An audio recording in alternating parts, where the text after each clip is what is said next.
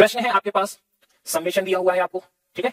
चलिए, तो कह रहा है कि n का मान 1 से लेके कहां तक है, 13 तक है, और आपको जो है सोल्व करना है आयोटा की पावर n प्लस आयोटा की पावर n प्लस 1, ठीक है। इसको आपको सोल्व करना है, ठीक है। तो इसका मान जो है हमें निकालना है। अच्छा, तो हम एक काम करते हैं, सबसे पहले इन दोनों में से क्या कॉमन आ सकता है, आयोटा की पावर n कॉमन आ सकता है, ठीक है। तो ये जो है n बराबर 1 है और ये 13 है। इन दोनों में से हम आयोटा की पावर अगर n कॉमन लेंगे तो आयोटा की पावर n से इसमें भाग जाएगा 1 बचेगा, और आयोटा की पावर n से यहां भाग दोगे तो आयोटा अकेला बचेगा, क्योंकि ये घात इससे एक ही तो ज्यादा है, इसलिए यहां i की पावर 1 यानी i बचेगा, ठीक है। फिर आप क्या कर लीजिए, क्योंकि आपको n का मान रखना है, तो इस भाग में तो n है ही नहीं, यहां तो n का मान रखा ही नहीं हो पाएगा, तो इसको आप बाहर लिख दो, तो ये हो जाएगा 1 प्लस आयोटा। और अब आपके सामने जो प्रश्न है n के जहां आपको मान रखने हैं, ये जो आयोटा की पावर n है इसको आप ऐसे अंदर लिख दीजिए, ठीक है। अब n का मान 1 से लेकर 13 तक इसमें लिखोगे, उस समेशन यानी उनको जोड़ोगे, n का मान 1 से लेकर 13 तक लिखोगे और उनको फिर जोड़ोगे। अब मैं आपको पहले ही बता चुका हूं कि n का मान अगर आपको 1 से लेकर 13 तक लिखना है और जोड़ना है, तो n का मान जो है i की पावर, देखो i की पावर 1 से लेकर 12 तक, यानी 4 के पहाड़े में जहां तक नंबर आ रहा है ना, तो i की पावर 1 से लेकर 12 तक का मान तो जोड़ने पर 0 ही हो जाएगा। तो यहां पर अगर हम देखें कि जब हम